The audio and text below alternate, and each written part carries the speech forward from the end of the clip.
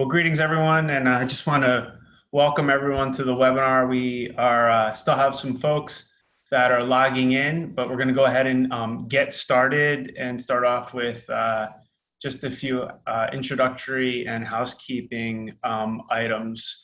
So welcome to our NSI Strategies Integration Express webinar series. This month we're focusing on MAT, medication-assisted treatment, so utilizing MAT in the integrated primary care setting. This is part one. We're going to do a part two as well in April, on April 24th. That's going to focus more on specific clinical skills and behavioral health interventions to help support and treat people with substance use disorders. But today we're going to focus on some specifics around MAT. Again, thank you for those of you who are, some of you giving up your time, your lunch for you to be here. We really appreciate it. My name is Nick Shubiak. I'm a clinical social worker and an integrated health consultant here at NSI Strategies. We help support integrated care environments, integrate behavioral health care and primary health care, and utilize evidence-based practices to help support and treat the communities that you serve. This is my contact information. Please feel free to reach out to me with questions, comments, thoughts, ideas, and any ways that you think that we can make our NSI Strategies webinar series more exciting and relevant to the work that you're doing out there. So just again, a couple of housekeeping items before we dive into the objectives. Want to really thank a lot of you. You reached out to me, had a health issue and needed to cancel this webinar and reschedule it for this date. And so I apologize for that. I know how difficult scheduling can be for most of you, and really received a lot of well wishes, and that's truly helped in my recovery. And I'm just excited to be here with you today, back doing this, this important work. So really thank you so much for that support. We are going to be recording this webinar, and so I just want everybody to be aware of that. This recording, as well as the slide deck, are going to be, links will be mailed out to you sometime, probably tomorrow afternoon or so. And please feel free to share those.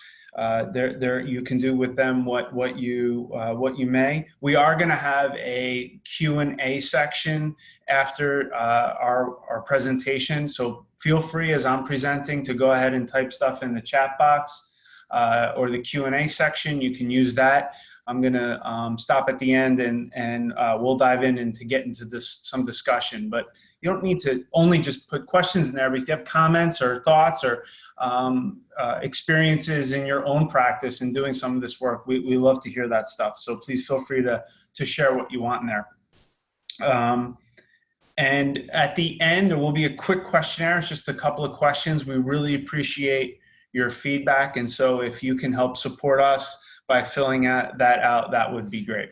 So let's go ahead. That closes out our housekeeping, and we can dive into our presentation for today. So today we're really going to focus on understanding addiction as a neurobiological behavioral chronic health condition. We're going to talk about why that's so important for us to understand, so that we can support and really feel confident about using medications to treat substance use disorders. And so that is going to involve talking a little bit about how our definition of addiction has evolved over time and how that's influencing and changing how we're going to really shift to treating addiction along a continuum of care as a chronic health condition versus a standalone acute approach. And then talk a little bit about our roles on the behavioral health team, integrated care team, on how that just fits so nicely in that continuum of care. We're going to talk about the MAT medications and the role they may play in some of our patients who have substance use disorders, and really how we as behavioral health providers, integrated care environments are really built so well in our already existing operational workflows to treat substance use disorders. So just some statistics to kind of get us started. Many of you are aware, we've heard quite a bit in the media about the opioid crisis. CDC has called it an opioid epidemic. We see this great tragic jump in overdose death that's been rising over an alarming continuum. Now over 72,000 people die a year from drug overdose death. We know that there's a link to that, 53,000 of them linked to opioids, and a great increase. It's the overdose death rate that's really bringing a lot of attention to the opioid crisis. And yet we still have an access problem and a treatment problem. We know that 21 million people in 2016, and these are statistics from SAMHSA, and so I think they may be actually a bit underestimated, but 21 million people age 12 or older needed treatment for substance use disorder, and 3.8 million got it. That's 10%. So if we just pause for a moment and we think about those statistics and we think about, can we imagine if we said for cancer treatment that only 10% of the people who need chemotherapy treatment get it, or 10% of the people who need insulin, who have diabetes, receive that treatment, there'd be outrage. And yet this is something that's gone on in our country for decades. The exciting part about talking about this is that there's a lot of energy right now because of the epidemic, and we have models of care that are built to impact this statistic specifically, because we can change how and where patients receive care, especially in our primary care environments. The other exciting part is that, there's a lot of attention, and MAT has been brought to the forefront because of its effectiveness. It's the gold standard to treat opioid use disorder, but it's really an opportunity also for us to change our approach to treating substance use disorders for all people. And so it's about changing the way we think about addiction, the way we develop our policy, and the way we treat addiction for all people. This is something that's been going on in our country for decades, and we have this opportunity to shift it. So an estimated 88,000 people die from alcohol-related causes annually. So that makes alcohol the third leading preventable cause of death in the United States. And 1 in 4 deaths are attributable to alcohol, tobacco, or other drugs. 1 in 4. And the number one preventable cause of death in the United States is cigarette smoking, 480,000 deaths per year. And that's about 1 in 5 deaths annually, or 1,300 deaths every day. Staggering numbers. Again, speaks to how we have to shift in our approach of treating addiction because people are dying.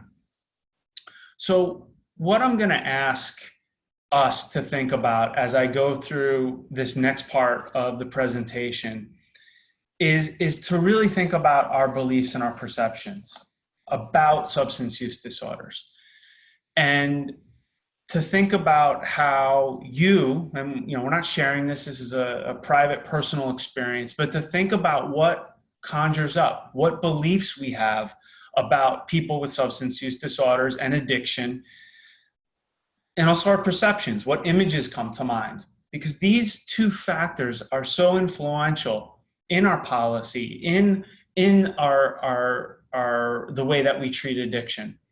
And even as an exercise to think about, when I talk about or you think about the word addiction or substance use disorder, replace it with a chronic health condition, replace it with diabetes. Do you think about that patient, that person, that image of treating a person in the same way? And what we're going to hopefully learn today is that the similarities between other chronic health conditions and substance use disorders are much closer than we've approached it in the past. So with your willingness, hopefully, to do that, we're going to start off, and I can't really talk about MAT until we talk about some of the barriers around addiction treatment as a whole, and the barriers and the beliefs around using medications to treat addiction. And so we got to start with bias, stigma, and discrimination. And so it's important we understand our definitions here. And so when we talk about stigma, it refers to negative stereotypes. And negative stereotypes are the thinking the thinking of how we interpret those beliefs and those perceptions that I asked you to think about. And then discrimination is different. Discrimination is the behavior that results from those negative stereotypes. So this is the actual act. And so in this case, discrimination means treating someone less favorably because they have a disability. And this slide that I'm showing you is purposely picked. I can think of no other groups that are more discriminated against than pregnant women. And oftentimes we hear, gosh, if she can't stop using for herself, how could she not do that for her children or for her unborn child? How come she can't just stop? What is that about?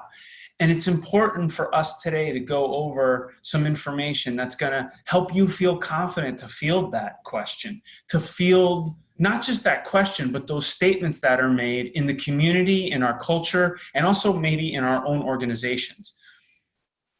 So stigma is defined as an attribute, behavior, or condition that's socially discrediting. And we know no other conditions are more stigmatized than addiction. And so to understand stigma, we have to think about it in terms of two main causal factors. And those are cause and controllability. And when we think about cause, what we're talking about is the extent that people believe that an individual is not responsible for the attribute, behavior, condition. So it's kind of saying, for example, it's not their fault. When we say it's not your fault, stigma is diminished. And controllability. Controllability is the extent that people believe that the attribute, the behavior, drug use, the condition, addiction, is beyond the individual's personal control. They can't help it. These are two words that are very often not used when we talk about substance use disorders. And so I'm asking you to apply that difference when we think about other chronic health conditions around cause and controllability, and the degree to which we assign things like blame, judgment, personal failing, personality defects, things of that sort. So the continued stigma, it's due to the fact that many people still perceive that many of us in the field, because of our training, again, it's not our fault. It's not our fault that we don't understand. Many of us in the field haven't had the training around addiction.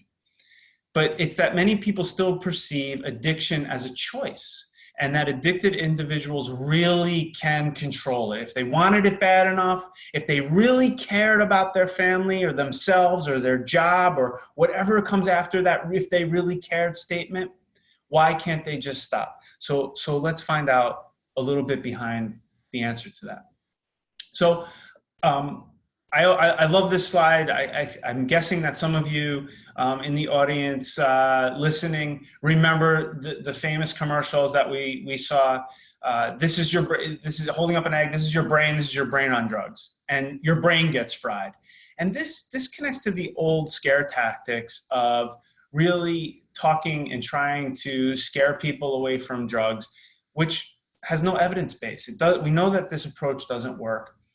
And also is inaccurate, that we know that this is not the brain on drugs, that when someone uses drugs, it doesn't mean that their brain gets fried and all of a sudden they become an, quote, addict, and they start losing control. It doesn't happen that way. And so this message has undermined the experience of many people who have used drugs and alcohol and seemingly don't have a problem with it. And so the message has been flawed. Fortunately, we've had great research come out in the last 10, 15 years that really is changing our approach to treating addiction as a neurobiological, behavioral, chronic health condition. This article is a seminal article, fantastic article. We're going to dive into a little bit. We've seen the Surgeon General's report that came out a few years ago, and then an updated version of that to address the opioid epidemic. And then the shifts from what we now know from DSM-4 to DSM-5 and how we diagnose and treat substance use disorders. And so let's take a look and dive in a bit. I'm going to risk here and try and use my pen to see if we can make a little bit more sense of this diagram in front of us. Now, we're not going to spend too much time in here. We could spend seemingly a whole day looking into this fantastic graphic. This is part of that article, the Volkov, Koob, and McClellan article. It's in there and does a great description of it. But what we're going to talk about is the 3 stages of addiction. And oftentimes, all we think about when we are talking about addiction, and this has a lot to do with the media. The media wants to talk about and shows pictures about people getting, quote, high, and the binge and intoxication component of addiction. But addiction also has 2 other stages. It includes withdrawal and negative affect, and preoccupation and anticipation. And this part of the process occurs a continuum that occurs circular around changes that occur in the brain. And these changes that occur in the brain, and these connect binge and intoxication is over here, withdrawal, negative affect over here, and then preoccupation we have down here, occur over time because of what we now know in terms of neuroplasticity in the brain. We now know that the brain changes. It's changing all the time. It's changing right now as you look at this slide, hear my voice. All the flexibility and neural connections that are able to change, that occur over time. And we see this occur in the brain. In this diagram, I've included in here are 11 criteria of the DSM of kind of where they occur across this continuum. And so we're going to look at the 3 stages of addiction up close, according to those neuroadaptions of what happens. And so here's our stages right here. Here's 1, here's 2, and here's 3. And this is going to be what happens over time. We're going to go this way. And so we start out with the binge and intoxication, where we have an entry point where we, let's say, take an opioid. And that opioid, I have an experience of feeling euphoric. That is the get high, right? That we hear about when people use substances. And what happens is when I don't have that opioid in my system after some use, that I have reduced energy. I don't feel as good. It's a kind of a hangover. And so that's my second part. And then the third part is that I say, gosh, that felt really good. And that low wasn't too low, but I missed that feeling high. So I'm really kind of looking forward to maybe doing that again. I hope some people show up at the party again with some oxy for me. And in this stage, our behavior changes are really voluntary action. I'm choosing to kind of, whether I can do this or not, I can enter periods of abstinence. I don't need to use it all the time. And really, it's constrained drug taking, which is the experience for most people that experiment with drugs, except someone with a substance use disorder, something happens different in the brain. And this is where we start to see these shifting drivers, where what starts out feeling euphoric starts to decrease. And I just start feeling good. And what happens in my second part here of withdrawal is feeling reduced energy now shifts. It shifts to feeling reduced excitement. And this reduced excitement is in things that I normally get pleasure from, like hanging out with my family or having sex or eating food that I really like. Those drivers are starting to shift. Something's really changing in my brain. My brain is starting to adapt to the oxy. And so what started out as looking forward to the drug leaves me now desiring the drug. And so the behaviors shift here. Now I'm starting to take the drug when I'm not intending to take it, right? And doesn't this start to sound like our DSM criteria? And then I sometimes have trouble stopping the drug when I take it or taking more than I intended to. And then as we move in across that spectrum from mild, moderate to severe, I'm now not just feeling good anymore. Euphoria is long past. I'm needing to use the opioid now, or whatever drug or drink it is, to escape feeling terrible, to escape dysphoria. And reduced excitement and things I used to find pleasurable, reduced energy, now leaves me feeling, when the drug is in my system, feeling down, depressed, and hopeless, anxious and restless. And desiring the drug now shifts into obsession and me planning to get the drug. So the behavior change now shifts. Now I'm impulsive action, relapse, and compulsive consumption. So we're going to break this down into 8 steps. What happens along this pathway of developing into a substance use disorder? And it's no coincidence that I chose the Wizard of Oz here. And if you're familiar with the story, this is the journey to see the wizard, and along here along the pathway are poppies, which I thought was an interesting metaphor for us. And so our step 1, as we look at the steps towards the development of substance use disorder, is disruption. That we enter in those addictive substances and they begin to disrupt the functions, those brain circuit functions. And they enter into the areas of motivation, decision-making, and memory. These are hardwired into us, and for good reason. They're why our society is where it is, why our cultures are the way they are, that we get rewarded and we feel motivation, we have good decision-making, we have memory for rewards for things like food, water, and sex. So in our normal brain, this allows a person to experience pleasure as a response to stimuli, to social situations, to food, and it encourages us to do it more and more. We seek out that stimuli. That's a good thing. So it's kind of like, have you ever been in a meeting, or I don't know about in your house, but in our house, when someone opens, you just hear the crinkle of a bag of chips and people come running from seemingly out of nowhere. They're triggered to come. That's our response system. That's our drivers in our brain that cues us into people, places, and things associated with that reward. What happens now, though, when we enter in a substance is that there's changes in the systems. So those addictive substances, they start to mimic, they interfere with that response system to that bag of chips, and they start to regulate those changes. And those changes start to occur in our reward system. So we know there's a system change that's beginning to occur.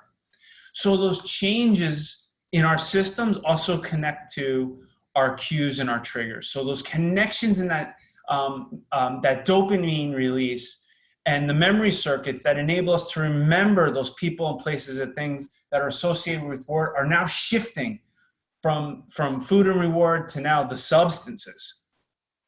And so just going to ask you, as you see these images, to allow yourself to experience, especially for many of us, it's kind of right around or close to lunchtime. What are you feeling? What are you experiencing? What are you thinking? What are you seeing? What's happening for you as you see these images arise in front of you in your screen? Now, I've seen these slides a bunch of different times. I built this slide deck. The pepperoni pizza always gets me. I have a little bit extra saliva in my mouth right now. I have an experience that most of us are having, a physical experience to what we're seeing in front of us. Think about that power of what we couldn't even smell it, right? But a slide deck is able to activate certain thoughts, thinking. Maybe some of you aren't even thinking about the webinar anymore, and you're thinking about your lunch, or you're eating your lunch and you're thinking, gosh, this doesn't taste good. I'd rather have a brownie. When we introduce something like oxycodone or other drugs, that reward is to the 100th power. It's not even a match for the reward that we experience from pepperoni pizza, brownies, or sex. Those addictive substances activate that same dopamine pathway way more powerfully than those natural rewards. And so it's hijacking that system and taking it away in a much more powerful way. And so I have my pogo stick jumper here who wants to get height, right? Wants to get high. Look at the size now of the pogo stick he has to use. It's this supersized pogo stick. He's put himself in a dangerous situation. It looks like he's jumping where a gate is, maybe on top of a building somewhere. At least he has a helmet on. That's good that he's safe in that way. But what goes up must come down. That a patient with a substance use disorder, that pathway responds to cues that those addictive substances are available in such a powerful way. Yet what comes down is the response to the drug itself, and also the natural rewards diminish. So what comes down is my response to the healthy people, places, and things, but also I no longer get that experience that I originally got of that euphoria of what we talked about in the movement along that continuum of substance use disorder. And so here's a natural response to a natural history of the opioid use of an opioid use disorder. What starts out feeling euphoric and good is along the lines of episodic use. Using once in a while begins to drop. And I start using more and more as my tolerance and physical dependence increases. I need more and more of the drug, and yet the experience begins to drop, where now I need to use the drug to feel normal. More and more of the drug along this continuum, where now I'm in acute use, using every day, and now I'm moving into chronic use, where now I forget about feeling high and feeling good. That's been long gone in my history here. A person with a substance use disorder is using just not to feel awful. And that's an important distinction, because we hear so often it's all about getting high, or it's a hedonistic need. And for a person with a substance use disorder, it hasn't been about feeling good or feeling high, even if they themselves use the word high for a long time. It's really about down in this level here of not feeling awful. And so what we see at this point, step 6, is the erosion of control. And this is dastardly, because it's unbeknownst to the person, simultaneously of what's going along that continuum of that addictive process. The repeated substances erode the part of our brain, the system of our brain that gives us the ability to exert inhibitory control. So we start to lose the ability to make healthy choices. And what we get on is this runaway locomotive train that's been built up very big and very powerful, and we've lost the ability to slow it down. So really our reward and control pathway has 2 parts, right? It's the gas and the brake pedal.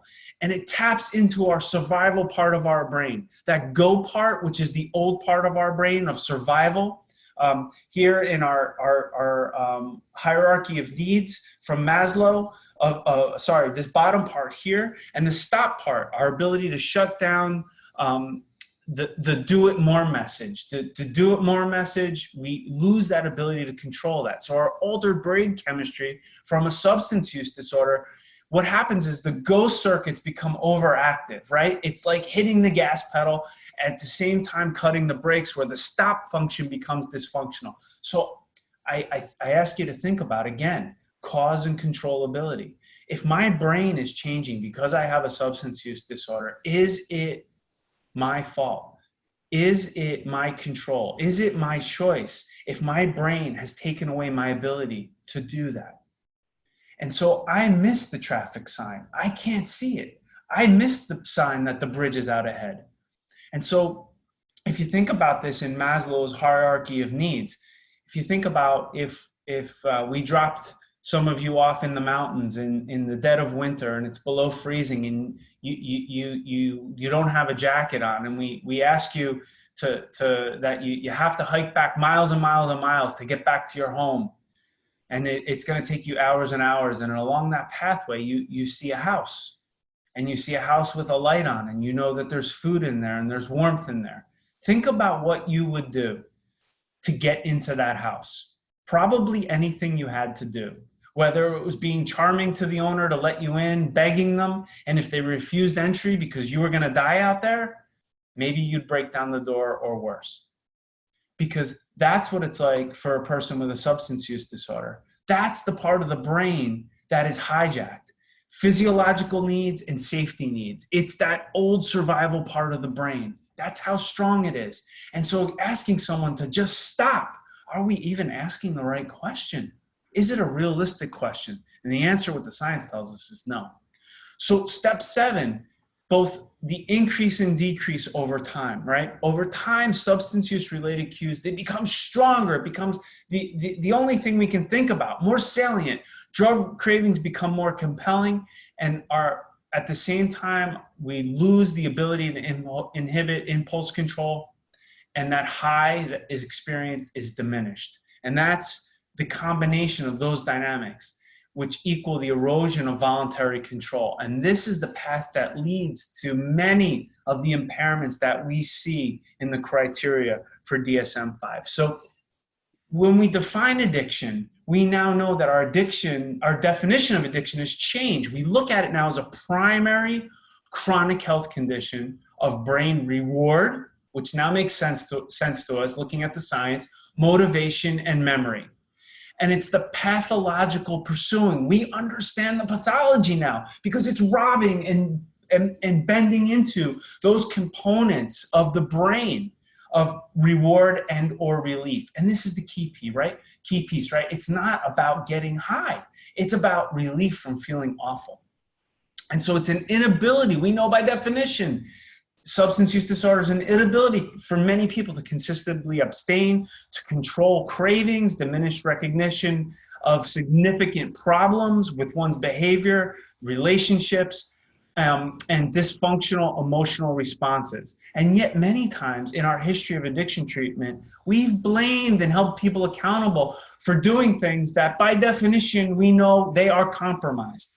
And also to cycles of relapse and remission. That is part of the definition. We know relapse and remission, and that cycle is part of the continuum of recovery for many people.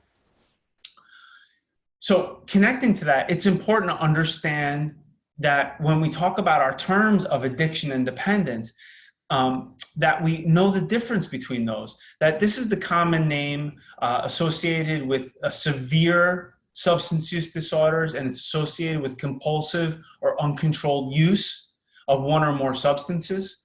And then dependence is different. Dependence is the state in which an individual only functions normally in the presence of that substance in their body. So they're experiencing physical disturbance when the substance is removed. This is part of the old definition in DSM-4 of alcohol or substance dependence and abuse, which are gone.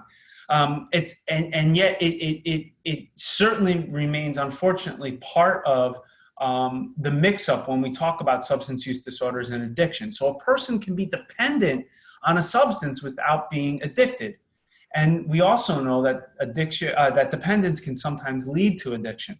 And then tolerance is the alteration of the body's responsiveness to alcohol or drugs, so that, and we talked about this, that we need higher doses are required to produce or try and get back to that same level of effect that we know for a person with a substance use disorder, they're not getting back to. And then withdrawal, which is the set of symptoms and signs that are experienced when a person discontinues use. And the person who experiences withdrawal is experiencing a dependence and or an addiction.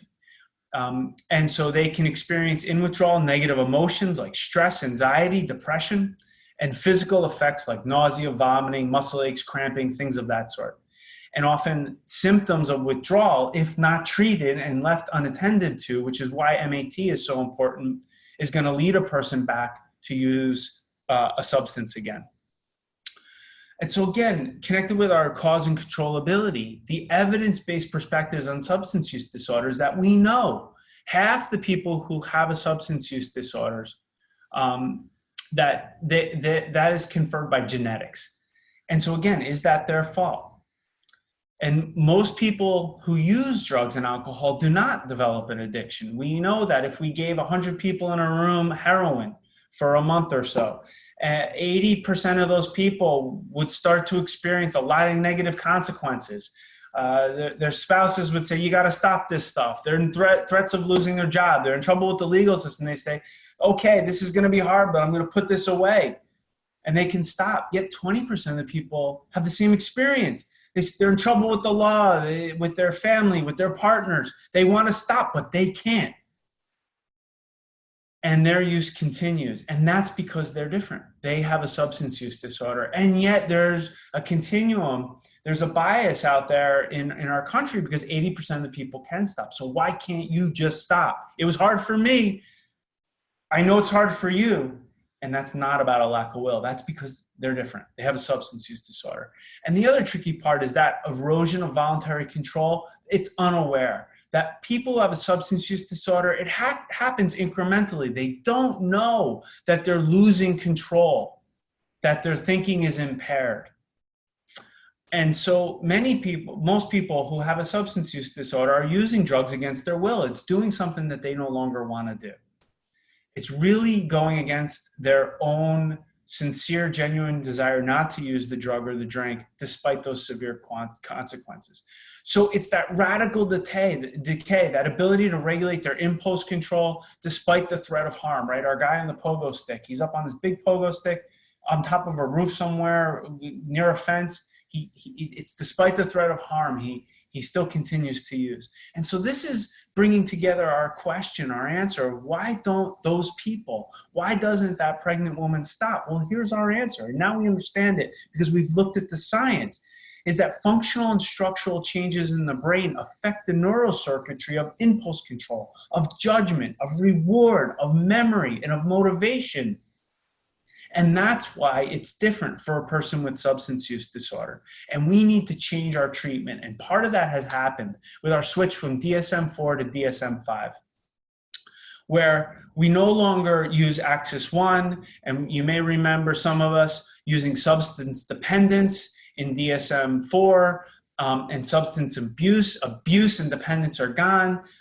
We now know from our definitions that dependence is a small component, not a small component, but only one component of the three components of addiction that we talked about, so that we've changed the name, thankfully.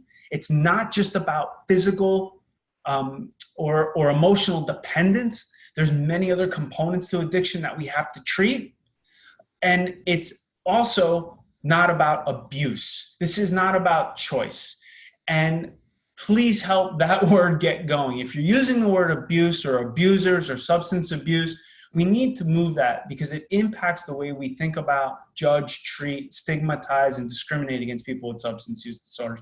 And also, it's gone from DSM-5. We don't use it as part of the definition anymore.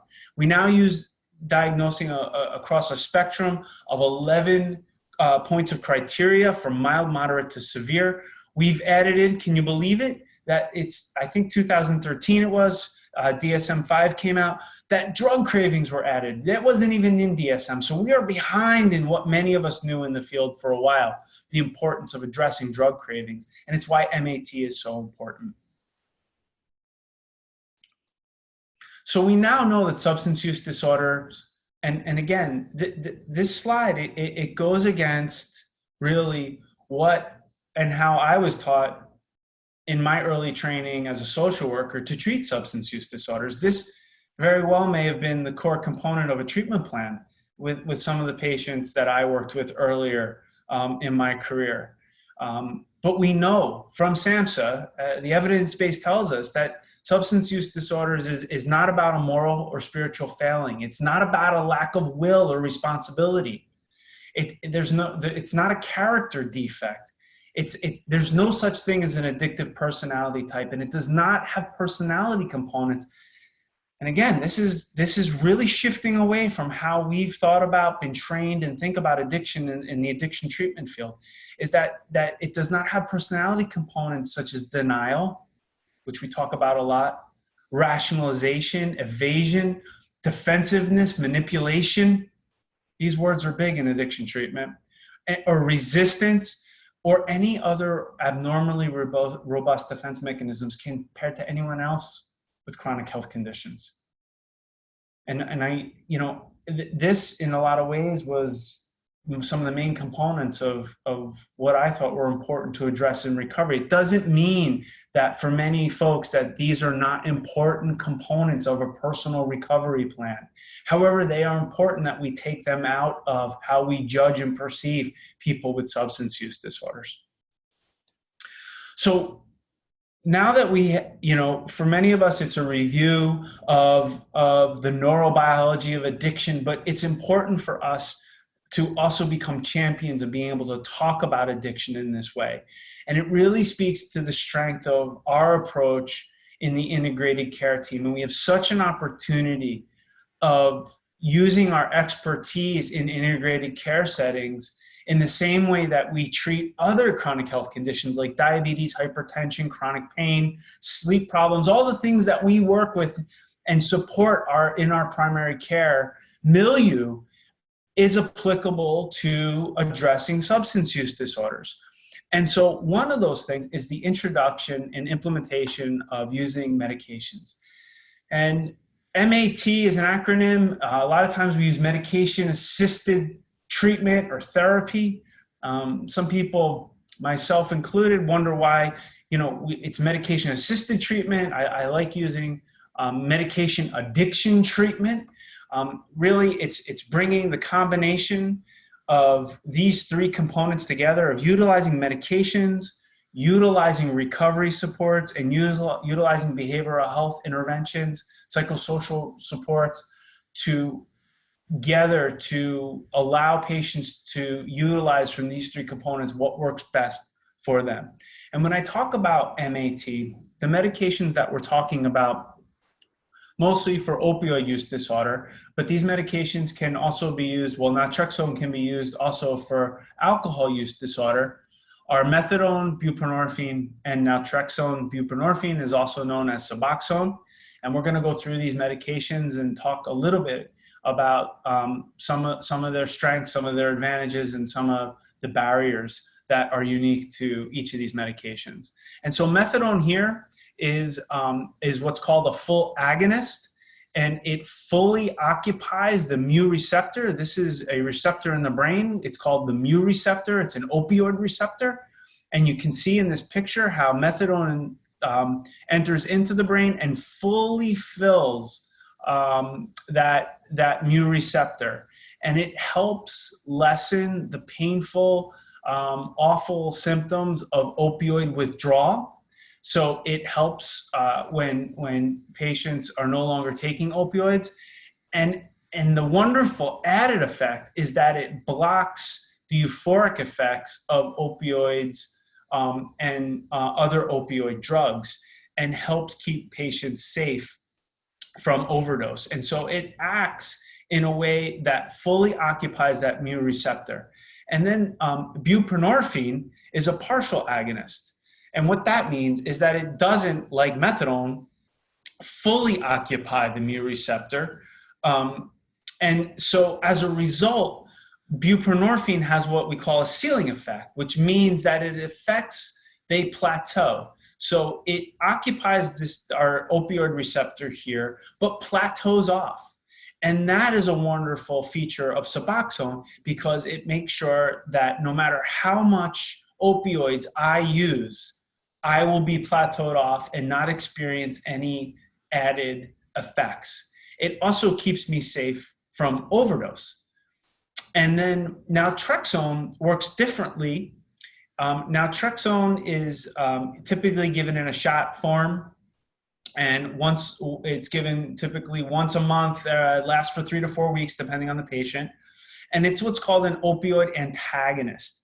And this blocks the effect of opioids, so acts a little bit differently. You can see how nothing is entering with naltrexone into the mu opioid receptor. So it covers rather than activates that mu opioid receptor, and so blocks the effects of opioids if they're used. So the opioid comes in and it blocks it, rejects that use, and bounces out.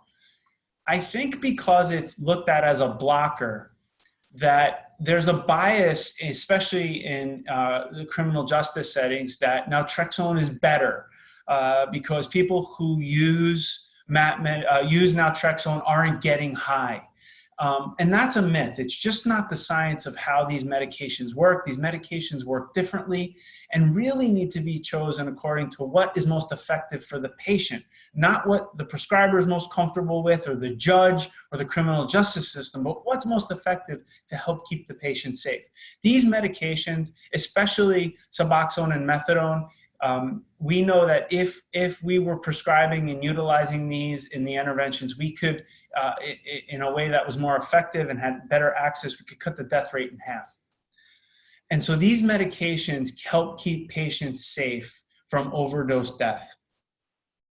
So when we look at the MAT medications, we really are looking at it as a three-legged or three-pronged approach of not just using medications, but having access to those medications, recovery supports included, and psychosocial supports. I want to go back a second to our slide here. I forgot to mention, methadone can only be prescribed in outpatient treatment center, opioid treatment programs, OTPs. Because of federal regulations, You can't prescribe this in the primary care environment, but it doesn't mean that we can't work with patients who are on methadone or develop relationship with OTP care settings.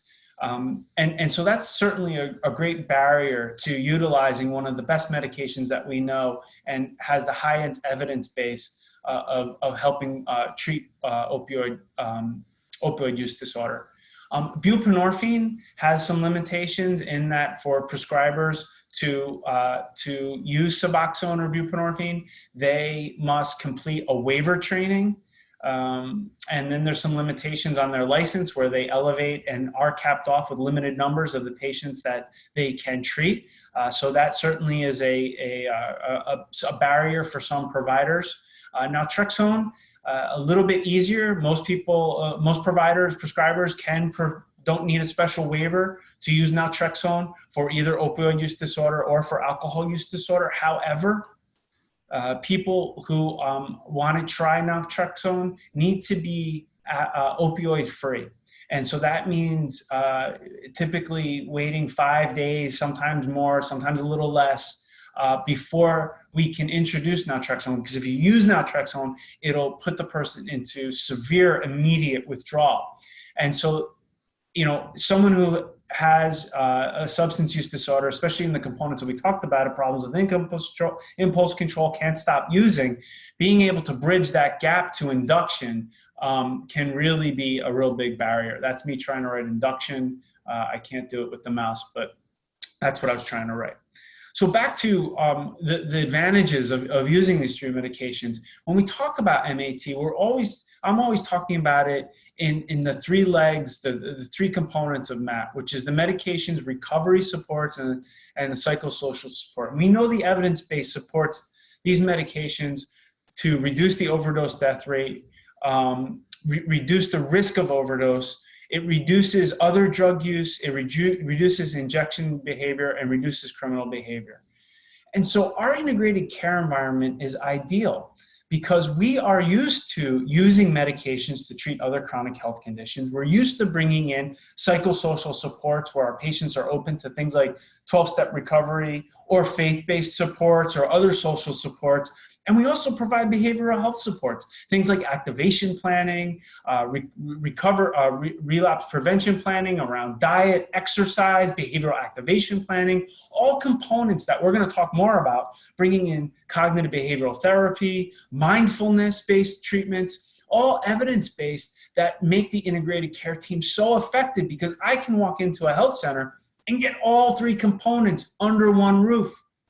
And that is what the key is to treating addiction around and across a continuum of care, of using our existing disease management components. A lot of us use patient-centered healthcare home models where we have case managers who can outreach patients when they miss appointments, that can help manage and connect in unique ways through peer supports like community health care workers and peer recovery support specialists who can develop unique relationships that are different than behavioral health or primary care providers, and really treating addiction in a way where we do not look at relapse as failure, but really the same way that we work with our patients who say who have diabetes, who come in and say, hey, I fell off the wagon on my nutrition plan. I've been eating really in an unhealthy way. Or they walk into the health center with a sugared soda drink of some sort. We pull those folks closer to care. We bring them in closer to treatment rather than pushing them away. And that's the opportunity that we have in using MAT. And we know that the medications, they are going to help alleviate the symptoms of physical withdrawal. They're going to block the opioid or feed the opioid receptors to keep our patients safe. They diminish and alleviate drug craving, which we know is such a major component. And this is what's going to help us so much here. It normalizes that perturbed brain neural chemistry that we just talked about. These medications help repair those neural pathways, and that's going to help keep our patients in treatment.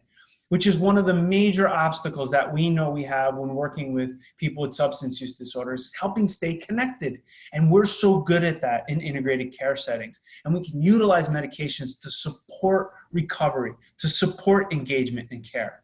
The bottom line is that the bias and the stigma and the discriminatory practices against using these medications is deadly. It's deadly for our community. Your communities need you to do this work.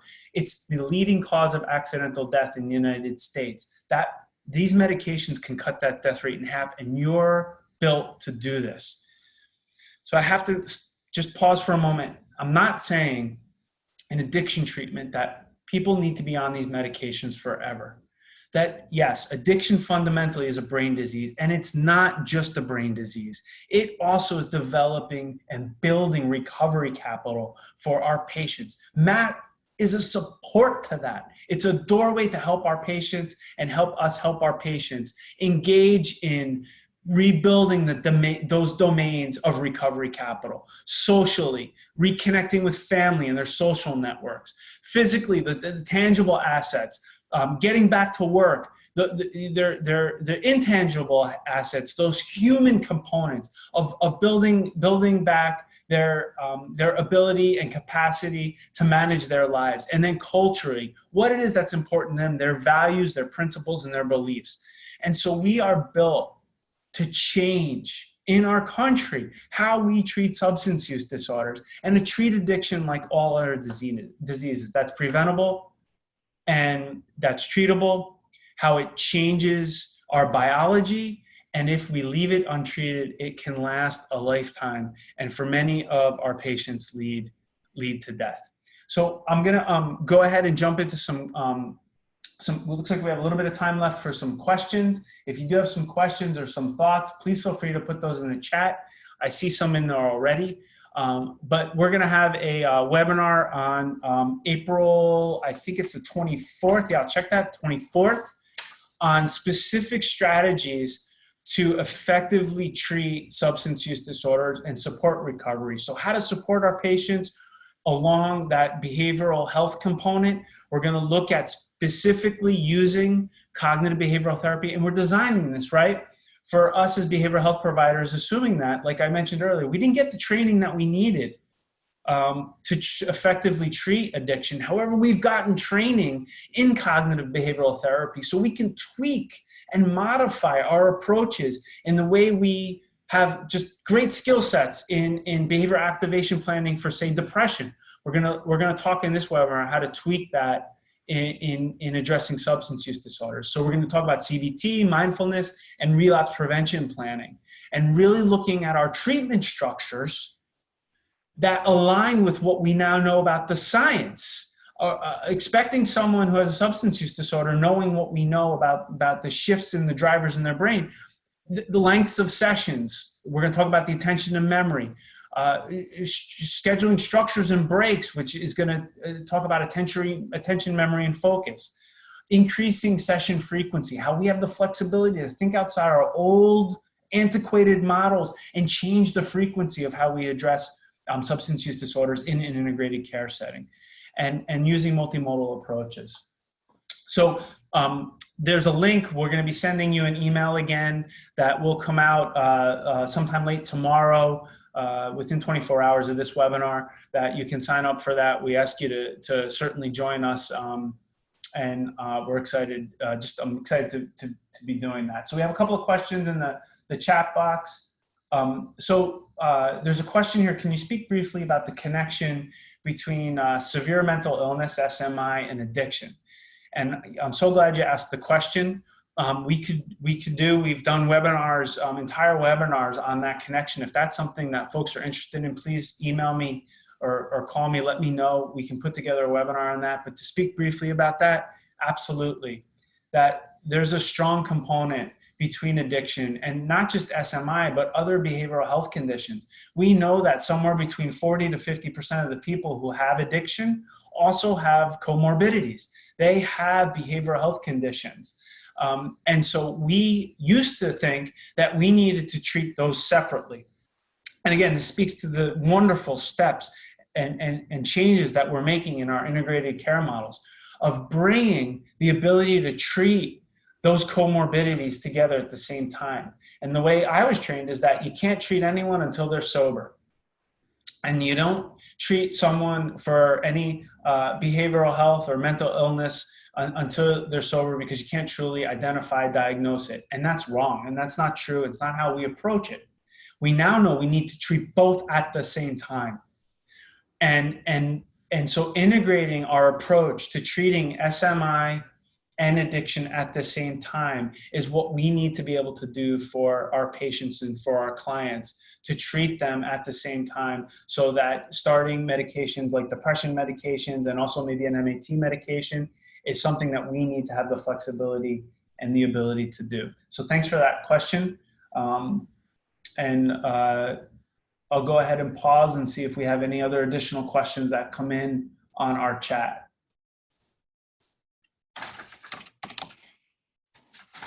Hopefully that answered your question as well.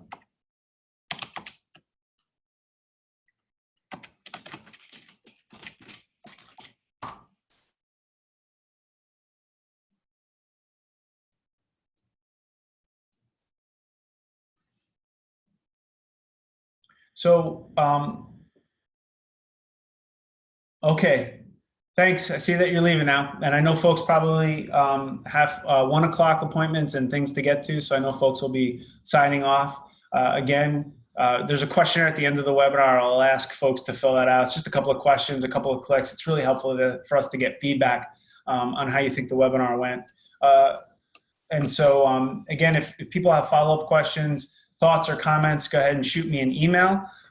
This is my contact information. You can also go to our website at nsistrategies.com right here. And there's information from some of our previous webinars on different integrated care topics. So with that, I'll go ahead and sign off, and look forward to seeing some of you back on April 24th for our follow-up webinar on skills for behavioral health providers.